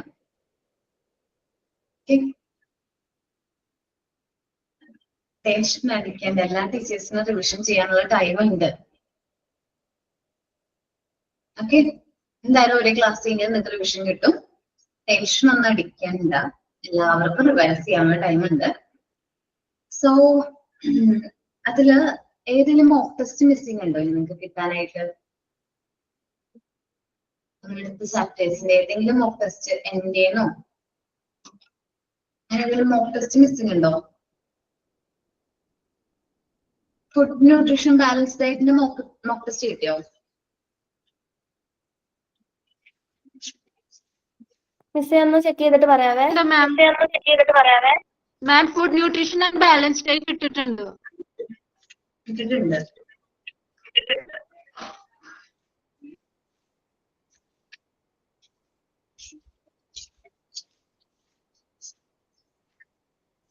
എത്ര ക്വസ്റ്റ്യൻ ഉണ്ട് അതില്? 5 ക്വസ്റ്റ്യൻസ് ആയിരുന്നു. ഫുഡ് ന്യൂട്രീഷൻ ഞാനാണ് എടുത്തത് ചാപ്റ്റർ. Yes ma'am. എന്റെ പുസ്തകമല്ല. ഓക്കെ, നോക്കിട്ട് പറയാം കേട്ടോ. എനിക്ക് തോന്നുന്നത് എന്റെ ക്വസ്റ്റ്യൻ എല്ലാം തോന്നുന്നുണ്ട് കേട്ടോ. ഞാൻ 5 ക്വസ്റ്റ്യൻസ് അല്ലേ പറഞ്ഞത്. നോക്കട്ടെ കേട്ടോ, കുഴപ്പമുണ്ടാവില്ല, സെയിം തന്നെ ആയിരിക്കും. ഞാനും പേപ്പർ മാറിപ്പോയതായിരിക്കും, കുഴപ്പമില്ല. സോ അപ്പൊ എല്ലാവരുടെയും മോക്ക് ടെസ്റ്റ് കംപ്ലീറ്റ് ആയിട്ട് കിട്ടിയിട്ടുണ്ട്. എല്ലാ ടീച്ചേഴ്സിന്റെയും എഡ്യൂക്കേഷൻ സൈക്കോളജിയുടെയും കൂടി കാണുള്ളൂ അല്ലേ? ജിഷ മാം എടുത്തു തുടങ്ങിയിട്ടുള്ളൂ. പിന്നെ ജിഷ മിസ്സിന്റെ മറ്റേ സൈക്കോളജി ആരെടുത്തേ? സൈക്കോളജിക്കൽ ഫസ്റ്റ് എയ്ഡ് ജിഷ മിസ്സിന്റെ ആയിരുന്നു. ഓക്കെ, അതില്ലേടാ ശരിക്കും പറഞ്ഞാൽ mental health, sorry mental hygiene ഇല്ലേ, മെന്റൽ ഹെൽത്ത് ആൻഡ് ഹൈജീൻ, ആ ഒരു പോർഷനിലാണ് സൈക്കോളജിക്കൽ ഫസ്റ്റ് എയ്ഡ് വരുന്നത്. ആ ഒരു ചാപ്റ്ററിന്റെ ഭാഗമായിട്ട് തന്നെയാണ് സൈക്കോളജിക്കൽ ഫസ്റ്റ് എയ്ഡ് വരുന്നത്. സെപ്പറേറ്റ് ആയിട്ട് ക്വസ്റ്റ്യൻസ് വരില്ല. ഓക്കെ, മെന്റൽ ഹെൽത്ത് ആൻഡ് ഹൈജീനിലായിരിക്കും സൈക്കോളജിക്കൽ ഫസ്റ്റ് എയ്ഡിന്റെ ക്വസ്റ്റ്യൻസ് വരുന്നത്. PFA ആയിരിക്കും മെയിൻ ആയിട്ട് ചോദിക്കാറ് സൈക്കോളജിക്കൽ ഫസ്റ്റ് എയ്ഡിന്റെ full form. Mental health and hygiene കിട്ടിയോ നമുക്ക്? കിട്ടിയിട്ടുണ്ട്. അപ്പൊ ആ ഒരു ചാപ്റ്ററിന്റെ സെപ്പറേറ്റ് ആയിട്ട് വരാനുള്ള ചാൻസ് വളരെ കുറവായിരിക്കുമല്ലോ സൈക്കോളജിക്കൽ ഫസ്റ്റ് എയ്ഡിന് കേട്ടോ. ഓക്കെ, ദെൻ ബാക്കി എല്ലാ ചാപ്റ്ററും കംപ്ലീറ്റ് കിട്ടിയിട്ടുണ്ട്. സോഷ്യൽ ഇമോഷണൽ ഡെവലപ്മെന്റ് കിട്ടി, നീഡ്സ് കിട്ടി അല്ലെ. അപ്പൊ പ്രിപ്പയർഡ് ആവാ കേട്ടോ. ശരിക്കും പറഞ്ഞാൽ നമുക്കൊരു ടോട്ടൽ 50 മാർക്സിലാണ് എക്സാം വരുന്നത്. 50 മാർക്കിലാണ് നമുക്ക് ടേം എക്സാം വരുന്നത്. ഫസ്റ്റ് നമുക്ക് എന്താ പറയാ, മോണ്ടിസോറിയുടെ പാർട്ടിൽ നിന്ന് 40 മാർക്കാണ് വരെ ചോദിക്കുന്നത്. ബാക്കി 10 മാർക്സ് ഇംഗ്ലീഷ് ആയിരിക്കും. ഓക്കെ, അപ്പൊ ലാസ്റ്റ് ക്ലാസ് ഇംഗ്ലീഷിന്റെ ടീച്ചർ റിവൈസ് ചെയ്യുമ്പോൾ നിങ്ങൾ എല്ലാവരും മാക്സിമം കയറാം. കാരണം മിസ്സിനോട് എന്തെങ്കിലും ഡൗട്ട്സോ കാര്യങ്ങളൊക്കെ ഉണ്ടെങ്കിൽ ക്ലാരിഫൈ ചെയ്യാം. മിസ് കറക്റ്റ് ആയിട്ട് പറഞ്ഞുതരും. അശ്വതി മിസ്സിനോട് ചോദിക്കും, മിസ് കറക്റ്റ് ആയിട്ട് നിങ്ങളോട് ഇൻഫോം ചെയ്ത് തരും. എങ്ങനെയൊക്കെയുള്ള ക്വസ്റ്റ്യൻസ് ആയിരിക്കും വരുന്നത്, ഇങ്ങനെ ഏത് മോഡലുള്ള ക്വസ്റ്റ്യൻ ആയിരിക്കും വരുന്നതെന്നൊക്കെ മിസ് പറഞ്ഞുതരും. ഓക്കെ, അപ്പൊ അങ്ങനെ ഒരു 10 മാർക്സ് ഏതിന്നാണ് വരുന്നത്, ഇംഗ്ലീഷിലാണ് ക്വസ്റ്റ്യൻസ് വരുന്നത്. ബാക്കി വരുന്ന 40 മാർക്സ് ഫസ്റ്റ് പാർട്ടിൽ നിന്ന് 50 മാർക്കിന്റെ ക്വസ്റ്റ്യൻസ് ആണ് വരുന്നത്. 25 മാർക്ക് വരുന്നത് പാർട്ട് 2 ആണ്, child development and psychology. So ഈ ചൈൽഡ് ഡെവലപ്മെന്റ് ആൻഡ് സൈക്കോളജി എന്ന് പറയുന്ന പാർട്ട് അത്രയും ഇമ്പോർട്ടന്റ് ആണ്. അത്രയും ഇമ്പോർട്ടന്റ് ആയിട്ടുള്ള പോർഷൻ ആണ് ചൈൽഡ് ഡെവലപ്മെന്റ് ആൻഡ് സൈക്കോളജി. നല്ല രീതിയിൽ പഠിക്കാൻ നോക്കുക. എന്തെങ്കിലും ഡൗട്ട്സ് ഉണ്ടെങ്കിൽ നെക്സ്റ്റ് ക്ലാസ്സുകളിൽ ചോദിക്കുക കേട്ടോ. മിസ്സേ, നമുക്ക് പ്രധാനമായിട്ട് മോക്ക് ടെസ്റ്റ് തന്നെ ആയിരിക്കും മിസ്സേ ചോദിക്കുന്നത്, അതോ ടെക്സ്റ്റിൽ നിന്ന് ഉണ്ടാവോ ക്വസ്റ്റ്യൻസ്? മോക്ക് ടെസ്റ്റിൽ നിന്നും ക്വസ്റ്റ്യൻസ് ഉണ്ടാകും. ദെൻ ടീച്ചേഴ്സിന്റേതായ രീതിയിൽ ചിലപ്പോ റിപ്പീറ്റ് ചോദിച്ചിട്ടുള്ള ക്വസ്റ്റ്യൻസ് ചിലപ്പോൾ ഇടാനുള്ള ചാൻസ് ഉണ്ട്. നിങ്ങൾ ഒരു ഫസ്റ്റ് ടൈം എക്സാം അറ്റൻഡ് ചെയ്ത് കഴിയുമ്പോൾ നിങ്ങൾക്ക് ഒരു ധാരണ കിട്ടും എങ്ങനെയാണ് ക്വസ്റ്റ്യൻസ് വരുന്നതെന്നുള്ളത്.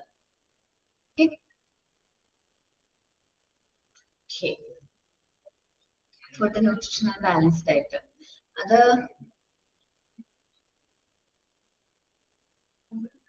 ഞാൻ ഇട്ടിട്ടില്ല എന്നാണ് എൻ്റെ ഒരു ഓർമ്മ. ഞാൻ നോക്കട്ടെ കേട്ടോ. ഫുഡ് ന്യൂട്രീഷൻ ആൻഡ് ബാലൻസ്ഡ് ഡയറ്റിന്റെ പറയണോ മിസ്സേ? ഒന്ന് പറയോടാ, കാരണം എന്റെ ഞാൻ എഴുതിയിട്ടുണ്ട്, പറയാമേ. Which of the following is an energy supplying food? അതാണ് ഫസ്റ്റ് ക്വസ്റ്റ്യൻ. ആൻസർ ബട്ടർ ആണ്. Next question, which of these is protective food? Green leafy vegetables. Which of the following is a fat soluble vitamin? Vitamin E. പിന്നെ which mineral is important for strong bones and teeth? Calcium. Which of the following is A water soluble vitamin? B. Okay, ഒരു minute, ഞാൻ ഒരു ബുക്കും കൂടി ഉണ്ട്, ഞാൻ അതും കൂടി ഒന്ന് ചെക്ക് ചെയ്ത് കേട്ടോ. 1 മിനിറ്റ് എടുക്കാം, 1 മിനിറ്റ്.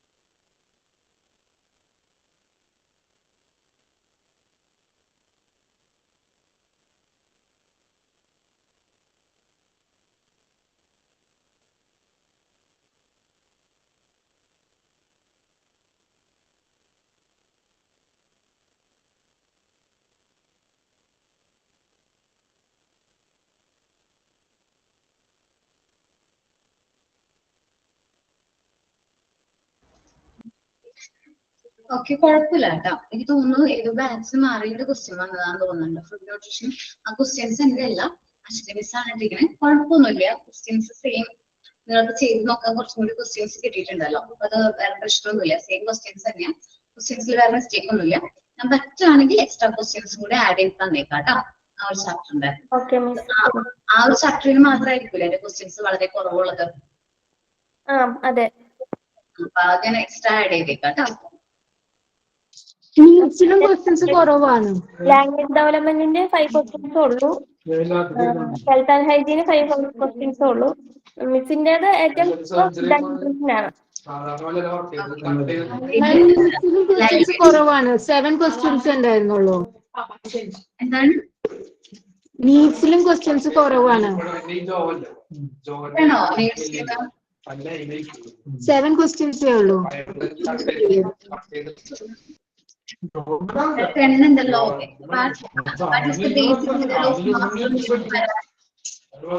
ഹയർ ക്വസ്റ്റ്യൻസ് എങ്കിലും കാണും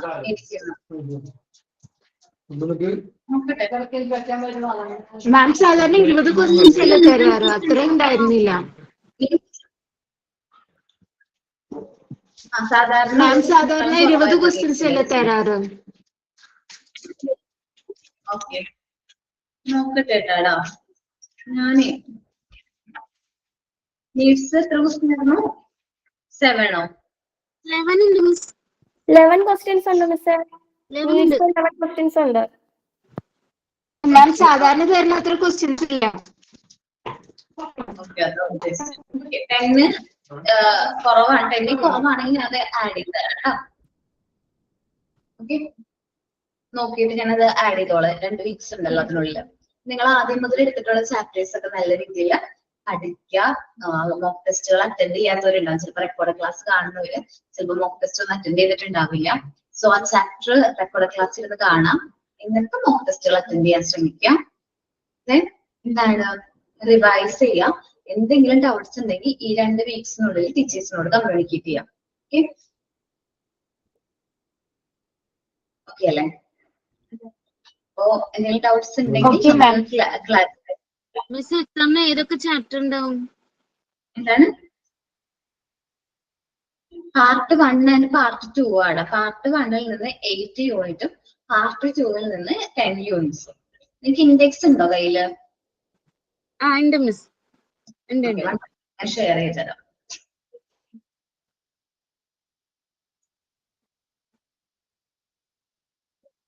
ഒറ്റ പേപ്പർ ആയിട്ടാണോ എക്സാം ഉണ്ടാവുക? അപ്പൊ മാം ഇൻഡിവിജ്വൽ ഡിഫറൻസും ഡിഫറൻസ് മെക്കാനിസം ഇല്ലേ?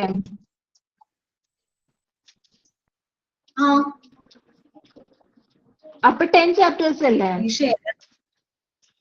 എടാ പാർട്ട് 1 8 യൂണിറ്റ്. പാർട്ട് 1 എന്ന് പറയുന്നത് ഹെൽത്ത് ആൻഡ് ന്യൂട്രീഷൻ ആണ്. Part 1 8 unit. Morning concept health, physical fitness, wellness മുതൽ ചൈൽഡ് വെൽഫെയർ വരെയുള്ള 8 യൂണിറ്റ് ആണ് പാർട്ട് 1ൽ വരുന്നത്.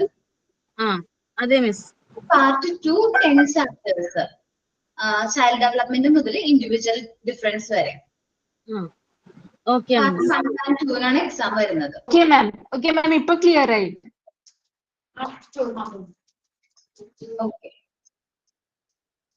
അപ്പോ ഞാൻ ഇതിൽ മെയിൻ ആയിട്ട് എടുത്തിരിക്കുന്ന ചാപ്റ്റേഴ്സ് ഞാൻ ഒന്നും കൂടി നോട്ട് ചെയ്യാം. Food, nutrition and balance diet, common childhood disease, first aid, child welfare, social emotional development and needs ആണ്. ഇത്രയും ചാപ്റ്റേഴ്സ് ആണ് ഞാൻ ആ ഒരു പോർഷനിൽ എടുത്തിരിക്കുന്നത്. ഓക്കെ അപ്പോ എന്തെങ്കിലും ഈ ചാപ്റ്റേഴ്സിൽ ഡൗട്ട്സ് ഉണ്ടെങ്കിൽ, പോർഷൻസ് ക്ലിയർ ചെയ്യാനുണ്ടെങ്കിൽ നെക്സ്റ്റ് ക്ലാസ്സിൽ നിങ്ങൾ നോട്ട് ചെയ്ത് വെക്കാം.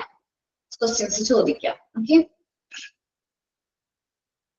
ഞാൻ PDF ഷെയർ ചെയ്യാൻ നോക്കിയിട്ട് പറ്റുന്നില്ല ഇത്ര നേരമായിട്ട്.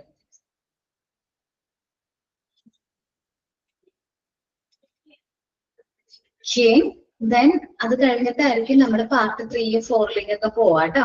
ഓക്കെ അതിൽ പാർട്ട് 3 4 സ്റ്റാർട്ട് ചെയ്തിട്ടുണ്ടോ? അനുമോള് ഷെയർ ചെയ്യുന്നുണ്ട്. ഞാൻ അനുമോള് പിൻ ചെയ്യാം. ഈ PDF ഷെയർ ചെയ്യാൻ പറ്റുന്നില്ല, അതുകൊണ്ടാണ് കേട്ടോ സ്ക്രീനിൽ കേട്ടോ. ഹെൽത്ത്, ന്യൂട്രീഷൻ, പിന്നെ ചൈൽഡ് വെൽഫെയർ എന്ന് പറയുന്ന ചാപ്റ്റർ. ഈ ഫസ്റ്റ് എയ്ഡ് ഞാനല്ലേ എടുത്തത്? Okay first aid mental health and ഹൈജീന്റെ ഭാഗമാണ് കേട്ടോ. Okay miss.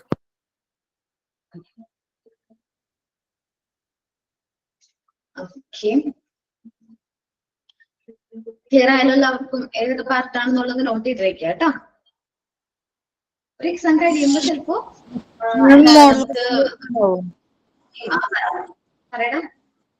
Model question paper ഉണ്ടോന്നു ഇതിന് മുന്നത്തെ ബാച്ചിലൊക്കെ എക്സാം ചെയ്തതിന്റെ മോഡൽ ക്വസ്റ്റ്യൻ പേപ്പർ അല്ലേ? ഓക്കെ, അത് ജിഷാൻസിനോട് ചോദിച്ചിട്ട് ഇടാട്ടാടാ. ഓക്കെ, മോഡൽ ക്വസ്റ്റ്യൻ പേപ്പർ ആയിട്ട് ചിലപ്പോൾ അത് കിട്ടില്ല. ടേം എക്സാമിന്റെ മോഡൽ ക്വസ്റ്റ്യൻ പേപ്പർ കിട്ടില്ല, പക്ഷെ ടേം എക്സാമിന്റെ പേപ്പർ കിട്ടും. പക്ഷെ ഓരോ ക്വസ്റ്റ്യൻ പേപ്പേഴ്സും കിട്ടും. ഹെൽത്ത് ആൻഡ് ന്യൂട്രീഷന്റെ ക്വസ്റ്റ്യൻ പേപ്പർ കിട്ടും, ചൈൽഡ് ഡെവലപ്മെന്റിന്റെ ക്വസ്റ്റ്യൻ പേപ്പർ കിട്ടും, സൈക്കോളജിയുടെ ക്വസ്റ്റ്യൻ പേപ്പർ കിട്ടും. അങ്ങനെ കിട്ടാനുള്ള ചാൻസ് ഉണ്ട്. അല്ലാതെ മോഡൽ ക്വസ്റ്റ്യൻ പേപ്പർ കിട്ടാനുള്ള ചാൻസ് കുറവായിരിക്കും.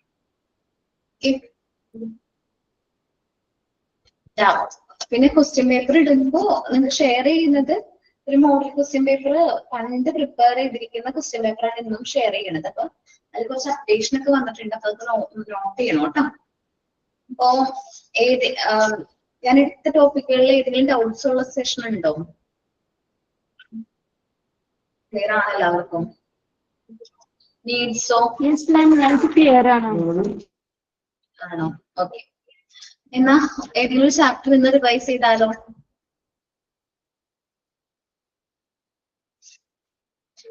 ഓക്കെ, ഏത് ചാപ്റ്റർ വേണം? Food nutrition and balance diet നോക്കിയാലോ? Okay, food nutrition and balance ഡയറ്റിൽ നിന്ന് വരുന്ന കുറച്ച് ക്വസ്റ്റ്യൻസ് നോക്കിയാലോ? ഞാൻ ഇപ്പൊ ഷെയർ ചെയ്യാൻ പറ്റുമോ നോക്കാം കേട്ടോ. പറഞ്ഞോടാ. മിസ്സേ, നമുക്ക് എക്സാം എങ്ങനെയായിരിക്കും മിസ്സേ? ആദ്യമായിട്ട് അറ്റൻഡ് ചെയ്യുന്നുണ്ടേ. നിങ്ങൾ മോക്ക് ടെസ്റ്റ് അറ്റൻഡ് ചെയ്യാറില്ലേ? അതേപോലെ തന്നെ ആയിരിക്കും എക്സാമും അറ്റൻഡ് ചെയ്യേണ്ടത്. പക്ഷെ ഫോമില് കുറച്ചും കൂടി കൂടുതൽ ക്വസ്റ്റ്യൻസ് ഉണ്ടാവും. സോ ആ ടൈം കറക്റ്റ് ആയിട്ട് അറ്റൻഡ് ചെയ്യാൻ നോക്കുക. ഐ തിങ്ക് സാറ്റർഡേ ടൈം ഞാൻ നോക്കിയില്ല എപ്പോഴാന്നുള്ളത്. സോ ആ ടൈമിനുള്ളിൽ സബ്മിറ്റ് ചെയ്യണം. ലാസ്റ്റ് ടൈമിലേക്ക് നിങ്ങൾ വെക്കണ്ട എക്സാമിന്റെ പോർഷനെ. ലാസ്റ്റ് ടൈമിലേക്ക് നിൽക്കണ്ട. അതിന് മുമ്പായിട്ട് നിങ്ങൾ എന്ത് ചെയ്യണം? സബ്മിറ്റ് കൊടുക്കാൻ നോക്കുക. വായിച്ച് പതുക്കെ റീഡ് ചെയ്ത് അറ്റൻഡ് ചെയ്യാനുള്ള സമയമുണ്ട്. പെട്ടെന്ന് ടെൻഷനൊന്നും ആവണ്ട. ഹസ്ന കേട്ടാ, ഒരു ക്വസ്റ്റ്യൻ പെട്ടെന്ന് തന്നെ കാണുമ്പോ തന്നെ ടെൻഷനൊന്നും ആവണ്ട. ടെൻഷനൊന്നും അടിക്കാതെ തന്നെ എന്ത് ചെയ്യാം? അത് അറ്റൻഡ് ചെയ്യാം. കൂളായിട്ട് തന്നെ ഇരിക്കാം. ചിലപ്പോ നമ്മൾ വായിക്കുമ്പോ ഈ ക്വസ്റ്റ്യൻ ഏതാണ് പറഞ്ഞോടെ ബിൻസി? ഓപ്ഷൻ കാണുമോ മിസ്സേ? ആ, MCQ ടൈപ്പ് ആയിരിക്കും ക്വസ്റ്റ്യൻസ് വരുന്നത്. ഓക്കെ, MCQ ടൈപ്പ് എന്ന് പറയുമ്പോൾ ഒരു ക്വസ്റ്റ്യന് 4 ഓപ്ഷൻ ഉണ്ടാവും. അതിൽ നിന്ന് കറക്റ്റ് ഓപ്ഷൻ എന്ത് ചെയ്താൽ മതി? നിങ്ങൾ ടിക്ക് ചെയ്താൽ മതി. എന്നുവെച്ചാൽ നമ്മൾ സെലക്ട് ചെയ്താൽ മതി. Okay, the process by which food is used by the body is called dash. The process by which food is used by the body is dash. Share ചെയ്തിട്ടുണ്ട് അനുപോലെ. മെറ്റബോളിസം. Metabolism correct. കറക്റ്റ് ആണ്. Which of the following is an energy giving food? Which of the following is an energy giving food? നോക്കാം. Milk, rice, fruits, vegetable. Questions എവിടെ കിടക്കുന്നു? Questions എവിടെ കിടക്കുന്നു? Questions അല്ല, നമ്മള് energy giving ഫുഡ്സിന് example പഠിച്ചിട്ടുണ്ടായിരുന്നു. ആ സമയത്ത് പറഞ്ഞിട്ടുണ്ട് energy giving food.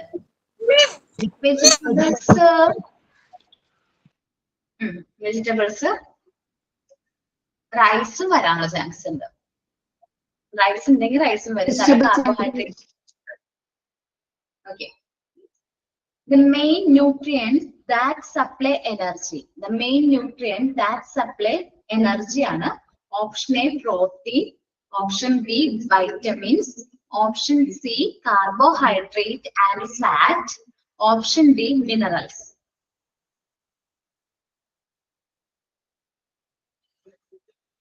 Carbohydrate. Okay, main okay. The main nutrient that supply energy are. The main nutrient that supply energy. Energy supply ചെയ്യുന്ന food ഏതാണ്? Protein, vitamins, carbohydrates, minerals. Carbohydrate. Extra question അല്ല, ഞാൻ question ആയിട്ട് നിങ്ങൾക്ക് തരാം കേട്ടോ. എനിക്ക് തോന്നുന്നു അത് അശ്വതി മിസ് ഇട്ടപ്പോ അശ്വതി മിസ്സിന്റെ ക്വസ്റ്റ്യൻ മാറിപ്പോയതാണ്, ഡാൻസ് മാറിയതാണ് കേട്ടോ, കുഴപ്പമില്ല. Which is body building food. Body building ഫുഡിന് എക്സാമ്പിൾ ആണ്, ശ്രദ്ധിച്ചു നോക്കാം. Rice, sugar, fish, fruits. Fish. Body building ഫുഡിന് ഫിഷ്. ഓക്കെ, കിട്ടുന്നില്ലേ? Required for energy, growth and repair of tissues, taste of food, digestion. Proteins are required for energy only, growth and repairs of tissue, taste of food, digestion. ഏതിനാണ്?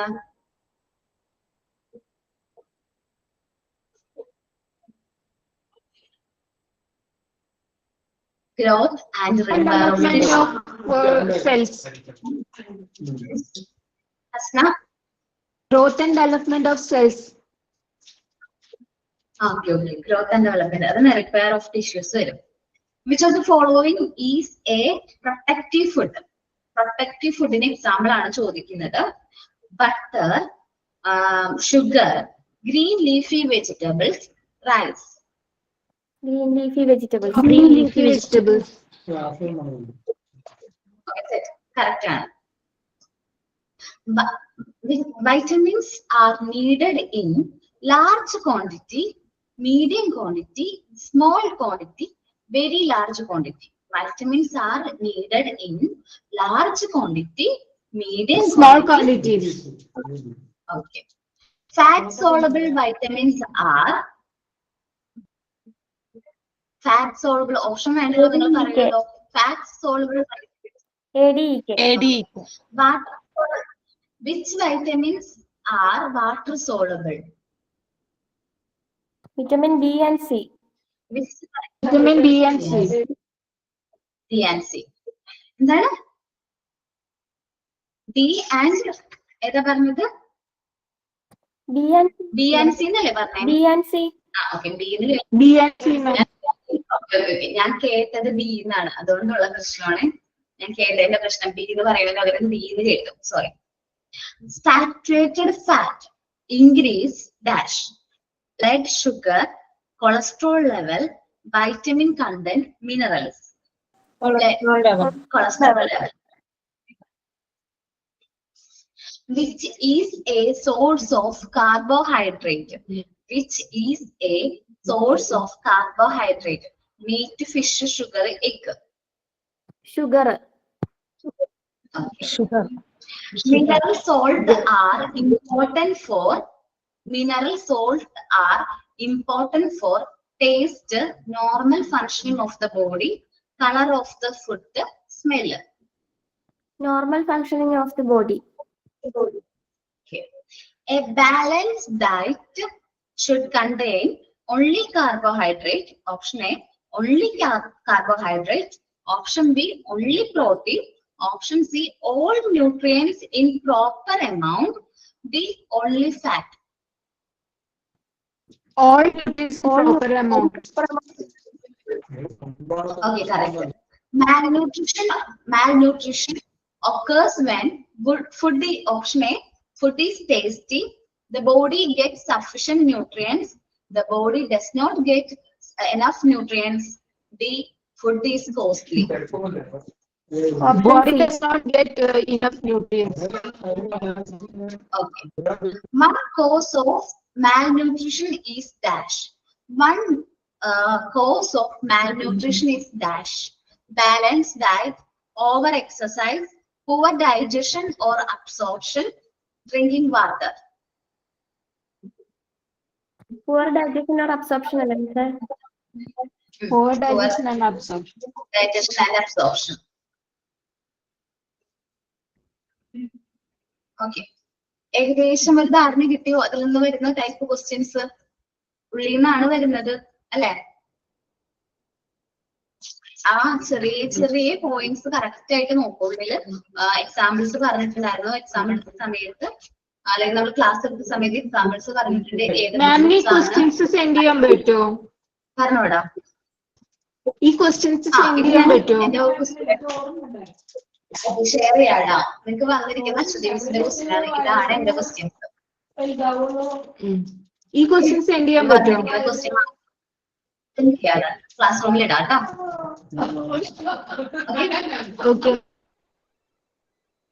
Okay, next ഒരു ഇന്നോ നാളെ ആയിട്ട് അവരിടും. Okay okay, അപ്പൊ ഞാൻ class wind up ചെയ്യാണ്. Next ക്ലാസ്സിൽ എന്തെങ്കിലും doubts ഉണ്ടെങ്കിൽ നോക്കി വെക്കാം, നമുക്ക് ഡിസ്കസ് ചെയ്യാം. ഓക്കെ മാം, സൈൻ ഔട്ട് ഉണ്ട്. സൈൻ ഔട്ട് ഞാനാണോ? Thank you, ma'am. Thank you for the wonderful class. We had seminar today. My friends have done a very good job. Thank you everyone for attending the class. We had a revision also today in food and nutrition and balanced diet. Thank you. Thank you all. Questions കുറച്ച് share ചെയ്തിട്ടുണ്ട്. ബാക്കിയുള്ള questions ഞങ്ങൾക്ക് Google class റൂമിൽ ഇട്ടേക്കാം. അതും കൂടി നോക്കിയിട്ട് വേണം, ഫുഡ് ആൻഡ് ന്യൂട്രീഷണൽ ക്വസ്റ്റ്യൻസ് അത് നോക്കിയിട്ട് വേണം നിങ്ങൾ എക്സാം അറ്റൻഡ് ചെയ്യാനായിട്ട്. Okay, thank you all. Thank you, Miss. Thank you, ma'am. Thank you, ma'am.